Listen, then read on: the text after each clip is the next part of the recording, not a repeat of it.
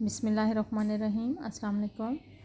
Dear students, history of اسلام کی class میں خوش آمدید۔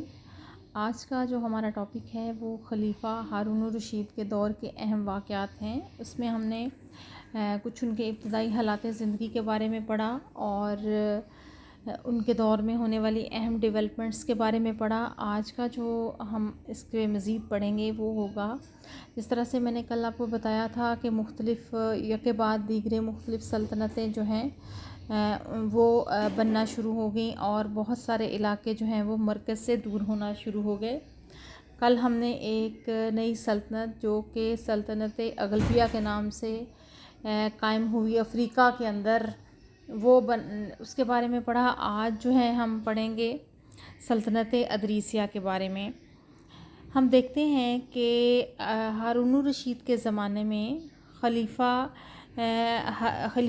ہارون کے زمانے میں اور اس سے پہلے خلیفہ ہادی کے دور میں ایک بغاوت رونما ہوئی تھی جو کہ حسین بن علی کی تھی اور اس کو پھر جو ہے دبا دیا گیا تھا۔ تو اسی دور میں ہم نے دیکھا کہ حسین بن علی کے ماموں جو ہیں جن کا نام ادریس تھا، اور وہ یہاں سے جان بچا کر مغربی افریقہ چلے گئے تھے۔ وہاں بھی انہوں نے کیا کیا کہ انہوں نے بربروں کی مدد سے آزاد ادریسی حکومت جو ہے وہ قائم کی، اور یہاں پر جب وہ ادریسی حکومت قائم کرنے میں کامیاب ہو گئے تو ہم دیکھتے ہیں کہ عباسیوں نے انہیں ایک چال کے ذریعے ان کو جو ہے زہر دلوا دیا تھا، اور پھر ان کے ایک بیٹے جن کا نام ادریس تھا اس کے ہاتھ پر جو ہے لوگوں نے جو افریقہ کے لوگ تھے انہوں نے بیعت کر لی، اور ہم دیکھتے ہیں کہ افریقہ کے اندر جو ہے سلطنت ادریسیہ قائم ہوئی۔ اسی طرح سے ہم دیکھتے ہیں کہ اس سلطنت کا جو کام تھا وہ کیا تھا۔ ایک نیا ورڈ آپ کے لیے آئے گا، بفر سٹیٹ۔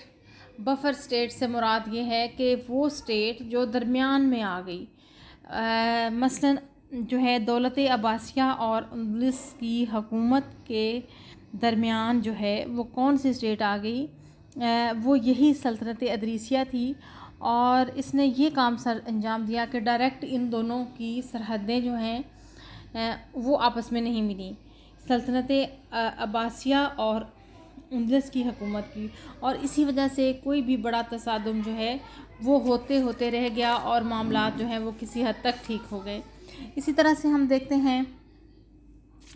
کہ ان کے دور میں جو رومیوں کے ساتھ جو جنگیں ہیں ان کا نتیجہ کیا نکلا۔ خلیفہ ہارون الرشید کے دور میں ہارون کے بارے میں یہ کہا جاتا ہے کہ ہارون جو ہے زمانہ شہزادگی میں بھی اس کو جو ہے بہت دفعہ موقع ملا تھا کہ وہ مختلف مہمات کی قیادت کرے، اور اس نے بڑے اچھے طریقے سے رومیوں کے خلاف مہمات کی قیادت کی تھی اور اس میں بہت اچھی کارکردگی کا مظاہرہ کیا تھا۔ اور یہاں پر ہمیں نظر آتا ہے کہ ہارون جو ہے وہ اکثر و بیشتر جو ہے وہ کامیاب ہو کر لوٹا۔ اسی طرح سے ہم دیکھتے ہیں کہ رومی حکمران نے جو معاہدہ کیا تھا خلیفہ مہدی اور ملکہ آرینی کے درمیان ہوا تھا، اس کا کیا ہوا کہ ملکہ نے وہ معاہدہ توڑ دیا۔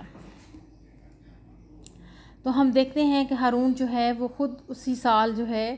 اس نے رومیوں کی سلطنت پر حملہ کیا اور وہاں پر جا کر رومیوں کو جو ہے اس نے شکست دی۔ اسی طرح سے مختلف جزائر جو ہیں وہ چھوٹے چھوٹے جو ہیں وہ بھی مسلمانوں کے قبضے میں آتے گئے۔ اس دوران جب ملکہ آرینی جو ہیں وہ اس چیز سے تنگ آ جاتی ہیں تو انہوں نے کیا کیا کہ انہوں نے صلح کی درخواست کی، اور ہارون نے جوابی جو اس کو رسپانس دیا وہ یہ دیا کہ ہارون نے جو ہے ان کے ساتھ 4 سالہ امن کا معاہدہ کر لیا۔ اوبیسلی جو جنگیں ہوتی ہیں وہ کوئی حل نہیں ہوتی، بیسیکلی دونوں طرف سے خون بہتا ہے، دونوں طرف سے جانی و مالی نقصان ہوتا ہے۔ تو اگر کوئی ایسا معاہدہ ہو جائے جس میں دوسری طرف اگر وہ لوگ کہیں کہ ہم جی خراج دینا یا ایک طرح کا جو ٹیکس ہے وہ دینے کو تیار ہیں، تو اکثر و بیشتر ہم دیکھتے ہیں کہ ایک امن کا یا صلح کا معاہدہ ہو جاتا تھا۔ اسی طرح سے رومن کی جو ملکہ جس کا نام آرینی تھا اس کا تختہ الٹ گیا۔ آپ اس کو مزید لکھ سکتے ہیں کہ روم کے اندر حکومت کی تبدیلی، اس کو ایک پوائنٹ کے ساتھ آپ لکھ سکتے ہیں کہ وہاں پر جب ملکہ آئرینی کی حکومت کو ختم کر دیا گیا اور وہاں پر ایک نیا حکمران جو ہے وہ قابض ہو گیا جس کا نام نفکور اول تھا، تو اس نے کیا کیا کہ نفکور کا جو خط ہے اس نے ہارون کے نام ایک خط لکھا، اور اس خط میں اس نے بڑے غلط قسم کے الفاظ کا استعمال کیا، اور اس نے یہ الفاظ کہے کہ اس نے کہا کہ سابقہ ملکہ نے اپنی صنفی کمزوری یعنی عورت ہونے کی وجہ سے کمزوری دکھائی تھی اور خراج ادا کرنے پر تیار ہو گئی تھی، حالانکہ خراج تم کو ادا کرنا چاہیے تھا، لہٰذا تم خط دیکھتے ہی جتنا روپیہ لے چکے ہو واپس کر دو، ورنہ تمہارا فیصلہ تلوار کرے گی۔ اسی بات پہ ہم دیکھتے ہیں ہارون کو جب یہ خط ملا تو ہارون کو بہت غصہ آیا، اور ہارون نے اسی وقت جو ہے وہ کاغذ اور قلم منگوایا اور ایک خط لکھا جس کا آغاز اس نے بسم اللہ الرحمن الرحیم کے نام سے کیا، اور اس کے بعد اس نے جو خط کے ابتدائی الفاظ تھے وہ یہ تھے: امیر المومنین ہارون الرشید کی طرف سے صغیر ام نفکور کو معلوم ہو کہ میں نے تم کافرہ کے بچے کا خط پڑھا اور اس کا جواب تم اپنی آنکھوں سے دیکھ لے گا۔ یعنی کہ اس ہارون نے جو ہے اس کو مخاطب جو کیا ہے نفکور کو، اس نے کتے کا نام اس کو دیا اور کہا کہ تم کافرہ کے بچے نے جو ہے مجھے یہ خط لکھا، اب تمہیں میں اس کا جواب تم اپنی آنکھوں سے دیکھو گے کہ میں تمہارے ساتھ کیا سلوک کرتا ہوں۔ اور اس کے بعد ہارون نے جو ہے اپنی فوجوں کو تیار رہنے کا حکم دیا اور کہا کہ ہم جو رومیوں کے علاقے ہیں ان پر حملہ کریں گے، اور جو رومیوں کے علاقے تھے ہرتوانہ، ہرکلا، ان تمام علاقوں کے اندر عرب فوج جو ہے وہ پھیل گئیں۔ اب نفکور نے جب دیکھا کہ اس کو منہ کی کھانی پڑ رہی ہے تو نفکور نے اس وقت کیا فیصلہ کیا کہ اس نے جو ہے صلح کی درخواست کی اور کہا کہ ہم خراج دیں گے۔ یعنی کہ وہ نفکور جو بہت غصے میں اور ایسے الفاظ بول رہا تھا جو بڑے گستاخانہ قسم کے تھے، اور جس سے ہمیں بڑی اس چیز کی تکبر کی بو آتی تھی ہے، لیکن جب اس کو پریکٹیکلی مقابلہ جب اس کا ہوا مسلمانوں سے اور ہارون کی فوج سے، تو اس نے جو ہے اس کو ہزیمت کا سامنا کرنا پڑا اور اس کو شکست ہوئی۔ یہاں پر ہم دیکھتے ہیں کہ یہ جو علاقے ہیں روم کے، یہ سرد علاقے تھے، اور یہاں پہ ان لوگوں کا خیال تھا کہ مسلمان جو ہیں اگر اس علاقے کی سردی جو ہے وہ برداشت نہیں کر پائیں گے اور دوبارہ کبھی اس طرف نہیں آئیں گے، اور جیسے ہی ہارون اس معاہدے سے اس کے بعد واپس جا رہا تھا تو جو ہے نفکور جو ہے وہ اپنے معاہدے سے فوراً ہی جو ہے وہ کیا ہو گیا، اس نے انحراف کر دیا اور کہا کہ ہم جو ہیں ہم خراج ادا نہیں کریں گے۔ چنانچہ ہم دیکھتے ہیں کہ ہارون وہاں سے ہی فوراً واپس لوٹا اور اس نے جو ہے دوبارہ سے ان کے علاقوں کو جو ہے تخت و تاراج کرنا، جو علاقے جو ہیں ان کو اجاڑنا شروع کیا، اور لوگوں کو جو ہے ظاہری بات ہے جب ان کا مقابلہ کرنا پڑا اور وہ مقابلے کی تاب نہیں لا پائے، نتیجتاً جو ہے جو نفکور تھا اس کو مزید جو ہے خراج جو ہے وہ ادا کرنا پڑا، اور صلح کر کے اس نے جو ہے وہ صلح کی۔ اسی طرح سے ہم دیکھتے ہیں پی کے ہتی ایک نامور مورخ گزرے ہیں جنہوں نے تاریخ کی کتابوں میں کے اندر یہ لکھا ہے کہ شاہی خاندان کے تمام افراد پر خصوصی ٹیکس جو ہے وہ عائد کیا گیا۔ اسی طرح سے ہتی کے الفاظ میں اس واقعے اور عہد ہارون کی اس تاریخ کو عباسی اقتدار کا نقطہ کمال قرار دیا جا سکتا ہے، یعنی کہ عباسیوں کا جو وتیرہ تھا، یا عباسیوں نے جس طرح سے رومیوں کے علاقوں کو ختم کیا، تو یہ تمام چیزیں ہمیں نظر آتی ہیں کہ عباسی جو ہے وہ بے حد طاقتور تھے۔ اسی طرح سے جب بھی رومیوں کو موقع ملتا تھا تو رومی جو ہے دوبارہ سے جو ہے وہ علاقوں کے اندر گڑبڑ پھیلانا شروع کر دیتے تھے۔ تو ایسے وقت میں ہم دیکھتے ہیں کہ ہارون جو ہے وہ خود افواج لے کر روانہ ہوتا، اور ہارون ان کو جو ہے ان کے جو برے برے کام تھے، ظاہری بات ہے جو بار بار حملے کر رہے تھے، جو مسلمانوں کو اشتعال دلانے کی کوشش کرتے تھے، اور اس کے ساتھ یہ کوشش کرتے تھے کہ مسلمانوں کو کسی طریقے سے بھی جو ہے ان کو نقصان پہنچایا جائے، اور کئی دفعہ اس نے خراج کا وعدہ کیا اور خراج دینے سے وہ انکاری ہوا۔ تو ہم دیکھتے ہیں کہ یہ تمام چیزیں جو ہیں ہمارے سامنے پھر آتی ہیں کہ ان کی بدعہدی کو ختم کرنے کے لیے ہارون نے کبھی بھی کمزوری کا اظہار نہیں کیا، بلکہ ہارون جو ہے ان پر مزید تابڑ توڑ حملے کرتا، یہاں تک کہ اس نے پھر جو ہے فوجی چھاؤنیاں قائم کی، اور ان چھاؤنیوں کے اندر جو ہے تازہ دم افواج جو ہیں فوجی رکھے گئے، اور ان کو ہر طرح سے فیسیلیٹیٹ کیا گیا تاکہ ضرورت کے وقت جو ہے ان کے کام لیا جا سکے۔ ہارون کے دور کا ایک اہم واقعہ یہ تھا کہ ہارون کے سامنے کچھ ایسی صورتحال اس کو درپیش تھی کہ وہ کس کو اپنا جانشین بنائے۔ تو اس سلسلے میں ہم دیکھتے ہیں کہ ہارون کا جو بڑا بیٹا تھا مامون اس کا نام تھا، اور وہ ایک ایرانی کنیز کے وطن سے تھا۔ اسی طرح سے اس کا دوسرا بیٹا جو تھا اس کا نام امین تھا، اور ملکہ زبیدہ ان کی والدہ تھیں، اور تیسرا بیٹا موتمن تھا۔ یعنی کہ ہارون کے جو 3 بچے تھے، اب ہارون شش و پنج کا شکار تھا۔ وہ چاہتا تھا کہ وہ کس کو جو ہے وہ خلیفہ بنائے۔ وہ دیکھ رہا تھا کہ اگر وہ صلاحیتوں کے حوالے سے دیکھتا ہے تو ہارون نے اس بات کو جانچا کہ اس کے بیٹے مامون کے اندر زیادہ صلاحیت ہیں، لیکن اس کو خوف تھا ملکہ زبیدہ کی ناراضگی کا، کیونکہ جو امین تھا وہ نجیب الطرفین ہاشمی تھا، اور ملکہ زبیدہ کا بدن سے اس کا اولاد تھی۔ تو اس کی خواہش تھی کہ چونکہ وہ ملکہ زبیدہ کو بھی ناراض نہیں کرنا چاہتا تھا، اور نہ ہی وہ چاہتا تھا کہ وہ کوئی کسی ایسے شخص کو نامزد کرے جس سے زیادہ اچھا کارکردگی دکھانے والا شخص جو موجود ہے یا اس کا بیٹا ہے، اور وہ مامون تھا۔ تو اس نے فیصلہ یہ کیا کہ اس نے اپنی سلطنت کو 3 حصوں میں تقسیم کیا، اور اس نے کیا کیا، اس نے اس طریقے سے اس فیصلے کی روح سے عرب کے گرد و نواح کا علاقہ جو ہے وہ امین کے حوالے کر دیا گیا، کیونکہ امین جو ہے تھا وہ عربی نسل تھا، والد کی طرف سے تو سب عربی تھے، لیکن مامون کی والدہ چونکہ ایران سے تعلق رکھتی تھی، تو اس نے نا علاقوں کو اس طریقے سے تقسیم کیا کہ ان علاقوں کے اندر چونکہ ان کا ننہال واقع ہے تو یہاں پر ان کو سپورٹ زیادہ ملے گی۔ اسی طریقے سے ہم دیکھتے ہیں کہ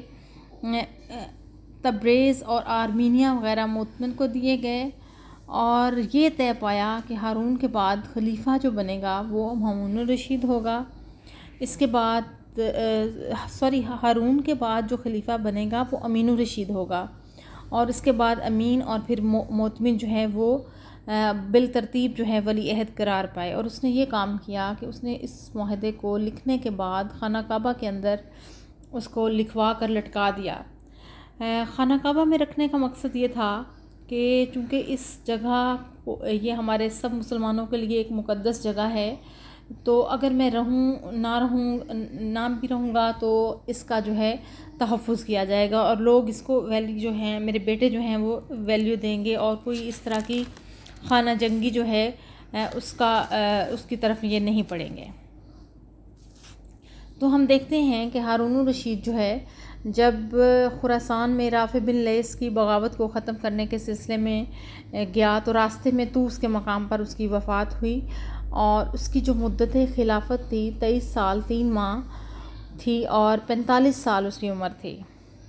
تو ہارون الرشید نے خلافت کے بارے میں کیا فیصلہ کیا کہ اس نے خلافت جو مختلف علاقے تھے اس نے 3 حصوں میں تقسیم کیے، اور کا فیصلہ کیا کہ پہلے خلیفہ امین الرشید ہوگا، پھر خلیفہ جو ہے وہ اس کے بعد مامون ہوگا، اور پھر موتمن جو ہے وہ بنے گا۔ تھوڑا سا اگر ہم نظر ڈالیں کہ ہارون کی شخصیت کیسی تھی، اس کا کردار کیسا تھا، وہ کس کردار کا حامل شخص تھا، تو اس سلسلے میں ہم دیکھتے ہیں کہ ہارون کے بارے میں جو اس عہد کے مورخین ہیں وہ لکھتے ہیں کہ ہارون کی جو شخصیت تھی وہ دلکش شخصیت کا مالک تھا۔ اس کا رنگ گورا، جسم فربا تھا، اور اس کے بالوں میں کسی حد تک سفیدی آ چکی تھی، لیکن جب وہ اس دنیا سے گیا تو اس کی عمر صرف 45 سال تھی۔ جس طرح سے ابو جعفر منصور کے بارے میں نیکیوں اور خامیوں کا مجموعہ کہا گیا، اسی طرح سے یہ دونوں چیزیں یا دونوں عناصر اس کے بھی اندر موجود تھے، لیکن اس کے بارے میں کہا گیا کہ انسان کے اندر ایک برائی بھی ہوتی ہے اور اچھائی بھی ہوتی ہے، لیکن اگر اچھائی کا پہلو جو ہے وہ اس پہ غالب تھا۔ اگر بات کریں اس کی کہ اس کی منتظم کیسا تھا، تو ہم دیکھتے ہیں کہ ہارون الرشید ایک اچھا منتظم تھا۔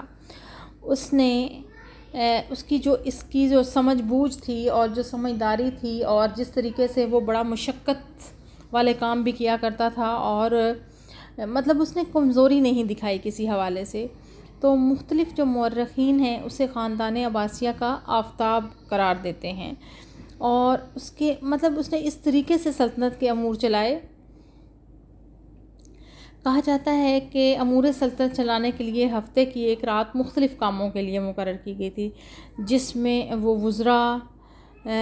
اپنے سپہ سالاروں، مختلف حکومت کے جو عہدیدار تھے، مختلف فقہ تھے، اور جو زاہد عبادت گزار تھے، ان کے ساتھ جو ہے وہ بسر کرتا رات، اور پھر ان سے مشورہ طلب کیا جاتا کہ میں اپنا کام کیسے ٹھیک چلا سکتا ہوں، اور اس میں مزید بہتری کس طرح سے آ سکتی ہے، یعنی کہ جو ایکسپرٹس تھے اپنے اپنے شعبے کے اندر، ان کے ساتھ وہ بات چیت کرتا، ان کے ساتھ مشورے سے جو ہے وہ حکومت چلانے کی کوشش کرتا۔ اسی طرح سے ہم دیکھتے ہیں کہ وہ راتوں کو بھیس بدل کر گلیوں میں نکل جاتا، کہ لوگوں کو پتہ نہ چلے کہ خلیفہ جو ہے وہ اس وقت عوام کے اندر ہے، مطلب کسی اور بھیس میں، تاکہ لوگوں کے مسائل کا اس کو پتہ چلتا رہے، اور پھر اگر لوگوں کا کوئی ایسا پرابلم وہ دیکھ لیتا تھا کہ یہ واقعی ان کا پرابلم ہیں، تو ان کو وہ سولو کرنے کی کوشش کرتا۔ اس کا مقصد یہ تھا کہ اگر کوئی برائی ہو رہی ہے یا کوئی ایسا واقعہ ہونا چاہتا ہے، تو اسے کسی نہ کسی حد تک ان واقعات کا خبر مل جائے، تاکہ وہ اس کو واقعوں کو وقوع پذیر ہونے سے پہلے جو ہیں وہ ختم کرنے کے لیے ایسے جو ہیں چیزیں کام، ایسے اصول جو ہیں وہ مرتب کر لیے جائیں۔ اسی طرح سے ان کے بارے میں کہا جاتا ہے کہ ان کا ایک جاسوس جو ہے وہ 20 سال تک رومیوں کے دربار میں مقیم رہا، اور رومی جو ہیں وہ اس جاسوس کا پتہ نہیں چلا سکے۔ اس کے علاوہ ہم دیکھتے ہیں کہ وہ اپنے رنگین مجالس کا صدر نشین بھی تھا، مزاج کی تیزی اس پر غالب تھی، اور غصہ و غضب کی حالت میں وہ سخت سے سخت قدم اٹھانے سے دریں کرتا تھا، لیکن اگر کوئی غلطی کا احساس ہو جانے پر وہ سخت نادم ہو جاتا، اور اس کو جو کیفیت تھی کہ وہ خوف خدا اور رقت اس پہ طاری ہو جاتی تھی کہتے ہیں، اور وہ اللہ تعالیٰ کے حضور نماز میں بہت زیادہ جو ہے وہ دعا مانگتا، اور اس کیفیت میں کہتے ہیں کہ وہ بہت زیادہ اللہ تعالیٰ سے گڑ گڑا کر دعائیں مانگا کرتا۔ اسی طرح سے ہم دیکھتے ہیں کہ ہارون الرشید انصاف پروری میں بھی بہت شہرت رکھتا تھا۔ وہ قاضیوں کا تقرر خود کرتا، قاضی ظلم کے سدھے بعد رایا کے حالات سے ذاتی طور پہ وہ آگاہ رہنے کی کوشش کرتا تھا، جیسا کہ ہم نے دیکھا کہ وہ کس طریقے سے مختلف طرح سے جو ہے اپنے لوگوں کے ان کے بارے میں پتہ چلانے کے لیے عموماً گشت کیا کرتا تھا رات کے وقت اپنا بھیس بدل کر۔ تو اسی طرح سے اس نے جو اس کے مقرر کردہ عامل تھے، وہ اگر غلطی کے مرتکب ہو رہے تھے یا وہ کوئی ایسے کاموں میں ملوث تھے یا کوئی ناانصافیاں ہو رہی تھیں، تو ان کے روک تھام کے لیے بھی اس نے مناسب اقدامات جو ہیں وہ کیے۔ اسی طرح سے انہوں نے ان کا جو ایک بہت بڑا کارنامہ ہے، وہ قاضی ابو یوسف کو قاضی القضاۃ، یعنی کہ سب سے بڑا جو عہدہ ہے قضاء کے محکمے میں، وہ ان کو دیا گیا، اور اسی دوران انہوں نے کیا کیا کہ کتاب الخراج جو ہے وہ لکھی۔ اس کتاب جو ہے اس کے علاوہ انہوں نے حکومت کے مختلف شعبے جو ہیں، عدل، انصاف اور کے قیام کی بنیادی اصولوں کی وضاحت کی، اور خلیفہ کو حق و انصاف کی طرف توجہ دلانے کی کوشش کی۔ یہ میں بات کر رہی ہوں امام ابو یوسف کی، جنہوں نے کتاب الخراج جو ہے وہ تحریر کی، اور اس میں مختلف انہوں نے چیزیں جو ہیں وہ لکھی، جس میں انہوں نے کہا موت انسان کی آرزوؤں سے بھی زیادہ قریب ہے، اس لیے عمل میں جلدی کیجیے۔ موت کے بعد پھر عمل کا موقع نہیں ہے۔ اسی طرح سے انہوں نے جو ہے مختلف جو ہے اہم چیزیں جو ہیں اس میں بیان کی ہیں، اور ہم دیکھتے ہیں کہ ایک عادل حکمران کے طور پہ جو انصاف کرنے والا ہے، جو منصف مزاج ہے، وہ ہمیں نظر آتے ہیں۔ اور ہارون کی شخصیت خاص طور پہ اس کا ایک اچھا حکمران ہونا، اس کا مدبر ہونا، اس کا ایسا منتظم ہونا جو اس بات کی صلاحیت رکھتا ہے کہ وہ امور سلطنت بہترین جو ہے طریقے سے چلا سکے۔ لیکن اگر ہم اس کی متضاد صفات کا تذکرہ کریں تو کچھ صفات اس کی ایسی تھیں جس میں کبھی اس کو غصہ آ جاتا تو غصے میں وہ کیا کرتا، کوئی بھی سخت قدم اٹھانے سے گریز نہیں کرتا تھا۔ اور لیکن ایک طرف ہم دیکھتے ہیں کہ جب وہ کچھ کہیں پہ عفو درگزر کا سے کام لیتا اور اللہ تعالیٰ کے حضور جو ہے وہ گڑ گڑا کر دعائیں مانگتا ہمیں نظر آتا ہے۔ اور مطلب وہی بات جو ابو جعفر منصور کے بارے میں کہی گئی کہ ابو جعفر کی ذات جو ہے، ابو جعفر منصور بھی ہے، نیکی و بدی کا مجموعہ کہا گیا، لیکن بہرحال اس کے بارے میں کہا جاتا ہے کہ ہارون جو تھے ان کے اندر جو فلاح کا جو عنصر تھا، ان کی شخصیت و کردار کا اگر تجزیہ کیا جائے تو وہ ہمیں بھاری نظر آتا ہے۔